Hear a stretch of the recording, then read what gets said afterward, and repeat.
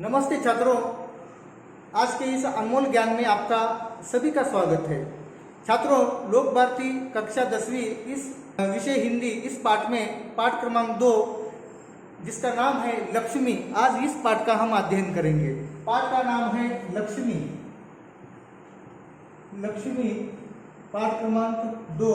इस पाठ के कहानीकार है गुरुबचन सिंह। गुरुबचन सिंह। सबसे पहले हम इस कहानीकार की जानकारी लेंगे। तो यह जो कहानीकार है सुप्रसिद्ध कहानीकार गुरुबचन सिंह जी साहित्य के अनेक क्षेत्रों में मुक्त लेखन इन्होंने किया है।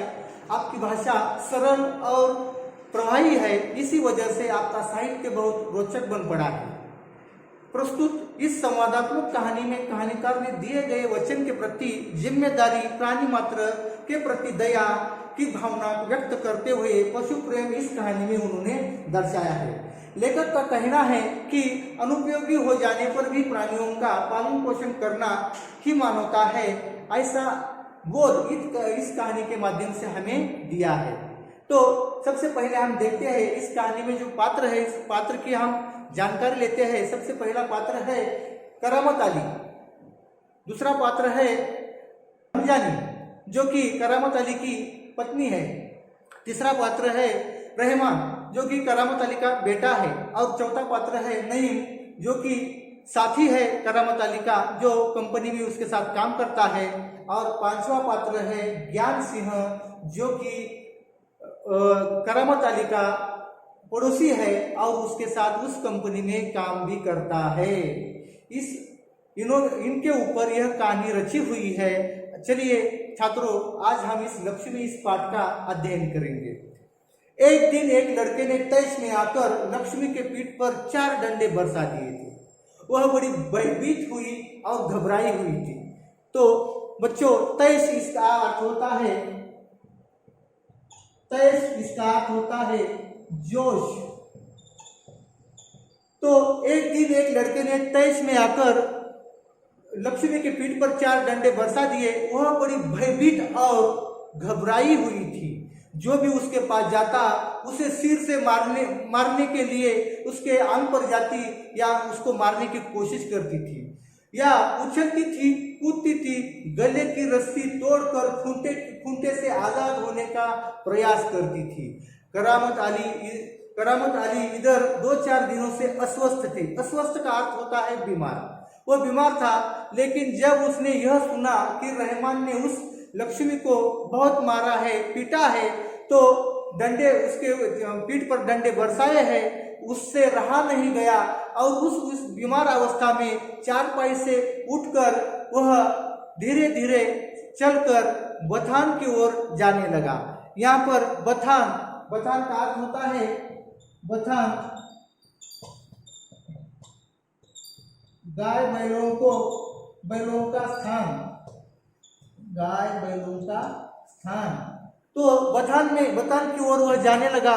बथान में गया, आगे बढ़कर उसने लक्ष्मी के माथे पर से हाथ फेरा, उसको पुचकारा और होले से उसके पीठ पर से हाथ फेरा। जैसे ही करामत अली ने उसके पीठ से हाथ फेरा तो लक्ष्मी के शरीर में एक सिरहन सी दौड़ गई और सिरहन कपकपी। सिरहन का अर्थ होता है कपकपी।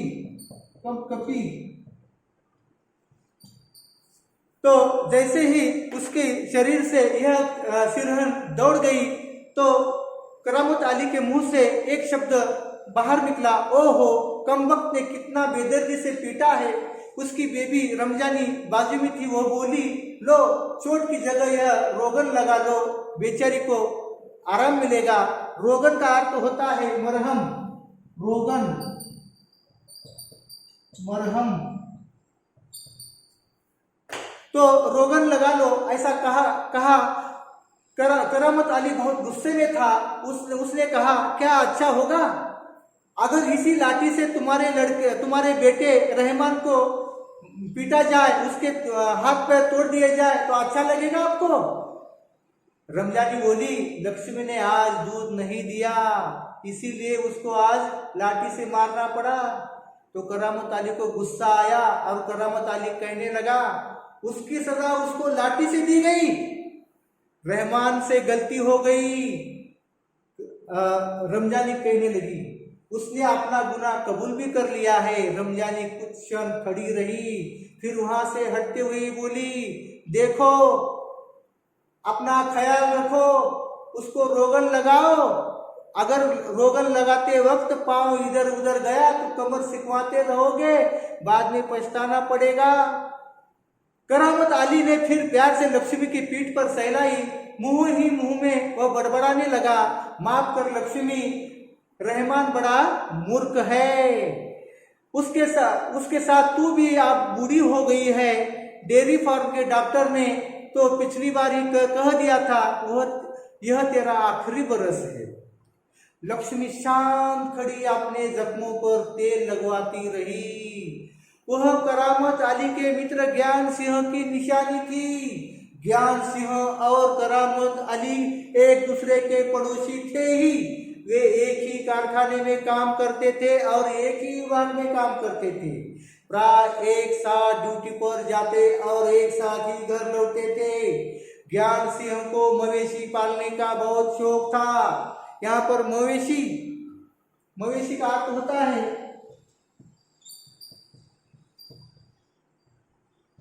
दुधारू पशु। तो ज्ञान सिंह को मवेशी पालने का बड़ा शौक था। प्राय उसके घर के द्वार पर भैंस या गाय बंधी रहती थी। 3 बरस पहले उसने एक जर्सी गाय खरीदी थी। उसका नाम उसने लक्ष्मी रखा था।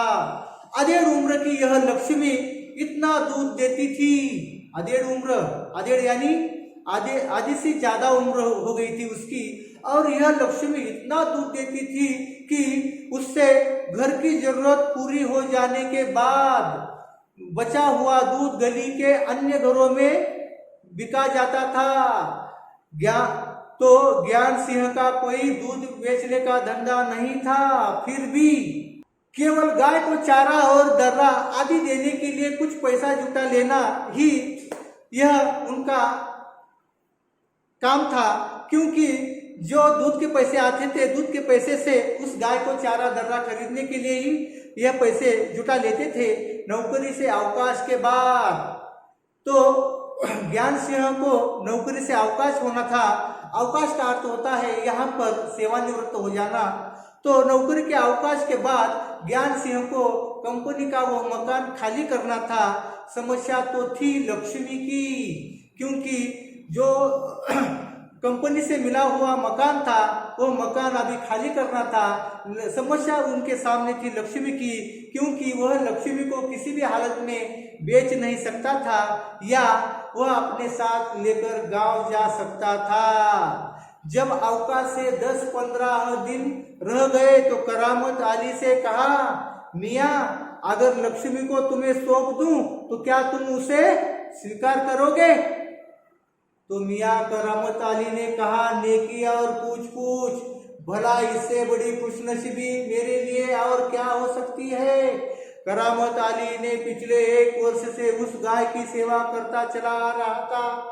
गाय की देखभाल में कोई कम कसर नहीं छोड़ रखी थी।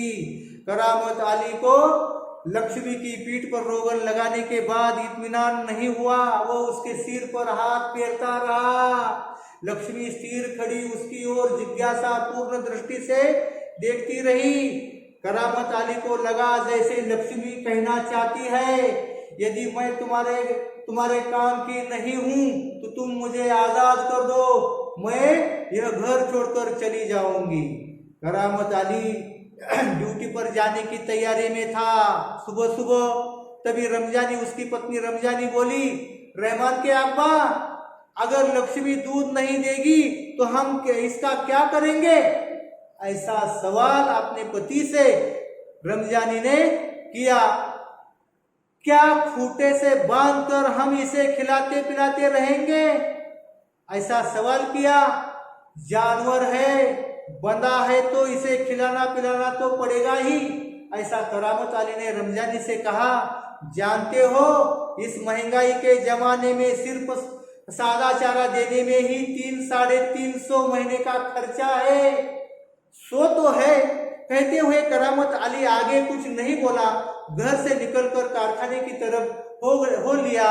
रास्ते में वो रमजानी की बात पर विचार कर रहा था। लक्ष्मी अगर दूध नहीं देगी इसका हम क्या करेंगे, यह ख्याल उसके मन में आया ही नहीं था। एक समय में ऐसा ही आ सकता है कि गाय को घर के सामने खूंटे से बांधकर मुफ्त में खिलाना भी पड़ सकता है। ऐसा कभी कयामत अली ने नहीं सोचा था। तो उसके साथी नईम जो कारखाने में काम करता था वह उसको रास्ते में मिला और उसने उसको करामत अली को देखा और करामत अली से पूछा, करामत मियाँ क्या बात है, बड़े परेशान नजर आते हो, खैरियत तो है?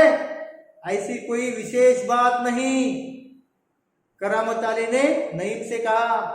तो नईम ने कहा कुछ तो होगा, क्या बताऊं, गाय ने दूध देना बंद कर दिया है, बूढ़ी हो गई है, बैठा कर खिलाना पड़ेगा और इस जमाने में गाय भैंस पालने का खर्चा, इससे परेशान होने की क्या जरूरत है, गाय बेच दो, ऐसा नईम ने करामत अली से कह दिया।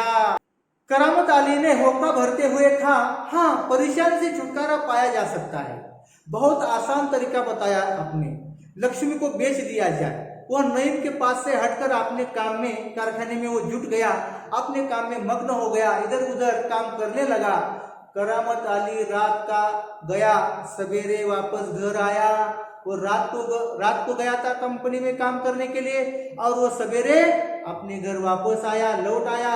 रात की ड्यूटी से घर लौटने पर ही वह लक्ष्मी को दुहाता था। दुहाना इसका अर्थ होता है पशुओं के थनों से दूध निकालना। तो वह उसको दुहाता था।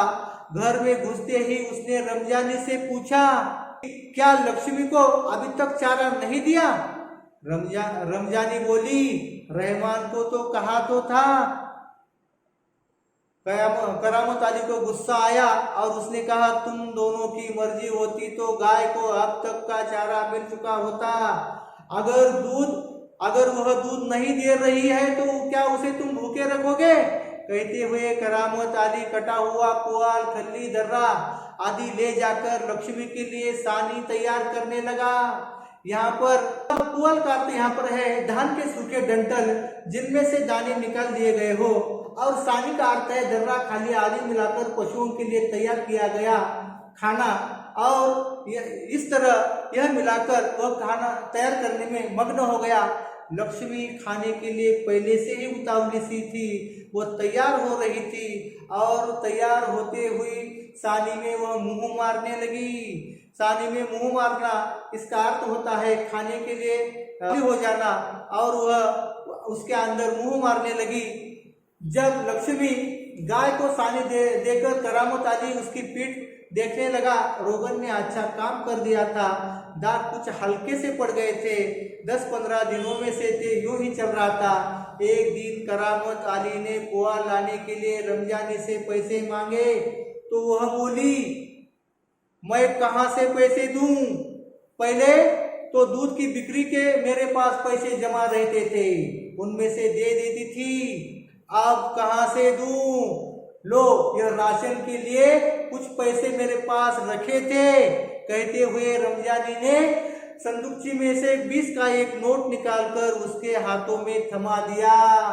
इससे लक्ष्मी का राशन ले आओ। ठीक है, इससे लक्ष्मी के 2-4 दिन निकल जाएंगे।